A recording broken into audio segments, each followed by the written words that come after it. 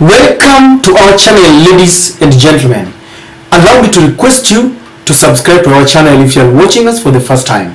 To all our viewers and subscribers and all our supporters, I want to say thank you for your continued support. There have been allegations that this administration bribes people to join their camp, that they offer bribes even to the opponent members of parliament to support the erroneous Finance Bill 2023.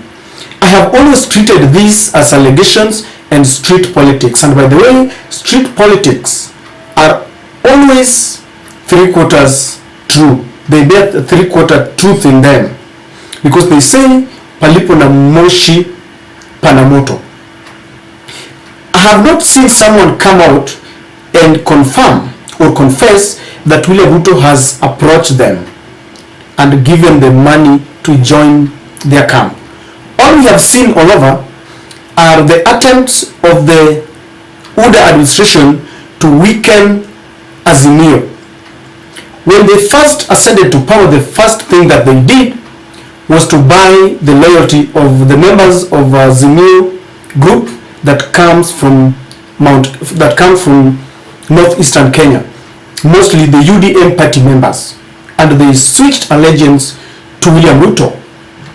Then came the Jubilee forceful takeover, something that they're still trying to ensure that they ouster Uhuru Kenyatta from the party and have it for themselves. The ODM party, Raila's party, was not spared either. People like Jalango, the member of parliament from Langata, went to Stahouse for a luncheon and they had some nice photos there. But one thing that we do not know is whether they have been bribed. But today there was a conversation between two victims. One person who had been approached and given $500,000, she refused, and another who ostensibly took the $500,000 and joined the Ruto camp. It all started when Pauline Njoroge, a staunch politician of the former president Uhuru Kenyatta, posted something to the effect that the government has borrowed so much money in the tunes of billions and added that to the collection of the KRA.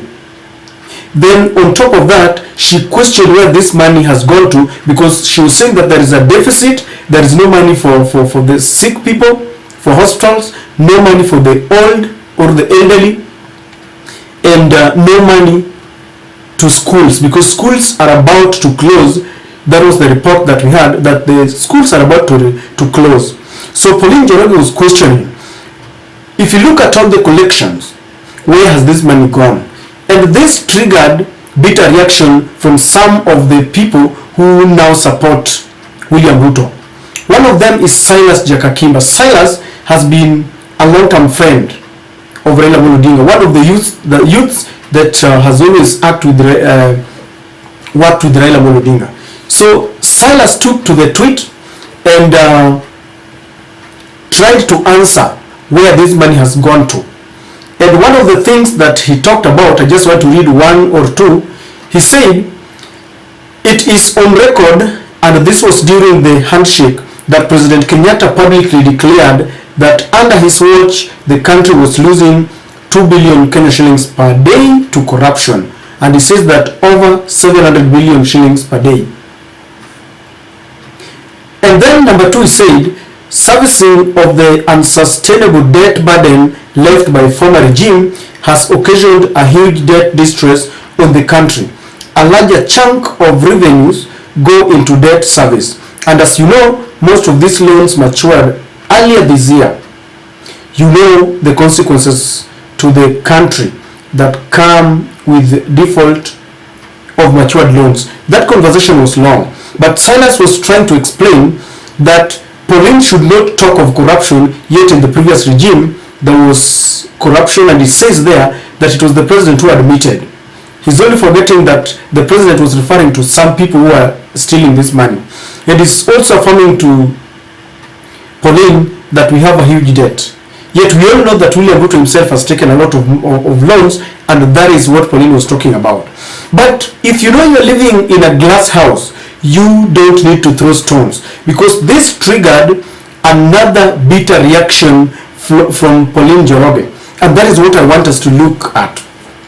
Pauline Njoroge said, "My brother, Silas Jakakimba, you are here claiming how the previous regime left a huge financial hole, which Ruto is trying to fix. Yet last week, you and your very senior friends in the government were offering me 500,000 shillings per month to cross over.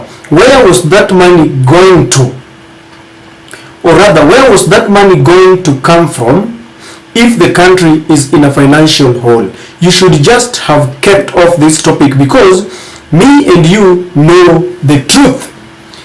That is Pauline Njoroge telling Silas Jakakimba that we all know the truth. Apparently, it was Silas Jakakimba, among other UDA group, that was sent to go and convince Pauline Njoroge to cross over. Because William Ruto is obsessed by taking over Jubilee and UDA members, because he wants to ensure that he wrecks Azimio. He wants Raila to remain a shell. It is becoming a daunting task. But the conversation, the sentiments of Pauline Njoroge is very sad, if you ask me.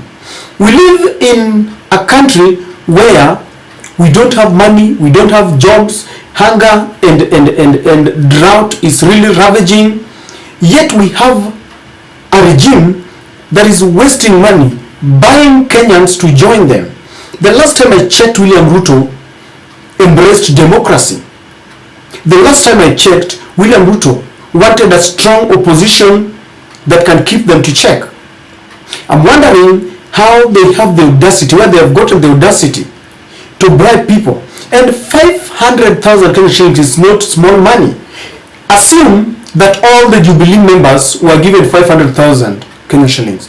Add it to people like Jalango, the ODM members, and all the UDM members. I want you to assume that we've got about 50 people who have been given 500,000 Kenyan shillings, 500,000. Yet they are claiming that there was no money left in the public coffers when they took over. I mean, this is wastage, and this is quite unacceptable. It leaves rooms for speculation, because we can now deduce that this is where they take the money. This is why the money that was left in the coffers by Uhuru Kenyatta is no more. They bribed people to join them. And this is the reason why they want to tax Kenyans, because they have used this money erroneously just to pay people here and there. Now the coffers are no more, they are empty. And this is why they want to tax us by force. This is why the finance bill, they insist, must pass whether you like it or not. No wonder it attracted outrage from Brigadier Gachagua when he was telling the opposition that whether you carry the sufurias on your heads on the street, this bill will pass, because he knew very well that they had used money that they had to bribe the members of parliament, who will in turn pass this bill. I mean, this is unacceptable, ladies and gentlemen. Their priorities are very, very poor. You cannot prioritize buying people to support you, because you can always seduce them, talk to them nicely, and explain to them why you need this bill. But the intention from the onset was very poor. Like I said, to let Azimio remain a skeleton. And then they're using taxpayers' money. The hustlers had earned cash. Like I said earlier, it also kills the spirit of democracy. It kills the spirit of a strong opposition, as they have always said. This has really exposed William Ruto. This has exposed people like Jalango and Silas Jakakimba, because when they go there under the guise of development, because whenever they are asked what they are going to do in Stahouse, they say for the sake of development. Because we are going back to the Nyayo era, where all the money was to be contained at the national level, and then you are called a Stahouse. Those who are rebellious, those who don't agree with the powers that be, are denied their right to development. We have been told, even in this finance bill, that the MPs who will reject it will not get development projects in their areas. We have been told before that this is a government that is likened to a company, Kenya Kwanza Limited Company, that those who did not support William Ruto and Rigathi Gachagua are not entitled to the national cake when it comes to state appointments and development projects, that they are not entitled to it. You look at the appointments, it revolves majorly around 2 tribes. And now we hear money that is being distributed. This is just the first term of William Ruto. It is just less than a year in William Ruto's administration. 1 year. And already we hear such kind of things. What do you envisage in the next 2, 3, 4 years if William Ruto will still be in power? In fact, today we had a national prayer, but we need a much more prayer breakfast than the one that they held. We need men and women of God to pray for this country. Because where we are headed is so bad. But currently we are in the middle of nowhere. People don't know what they need to do. William Ruto has charged social media group, people who go there to mislead them, that the economy is on course, that they need time to fix this economy. How do we give someone time to fix an economy that he continues to ruin? You see, if we were seeing signs and symptoms of progress, they would give William Ruto time.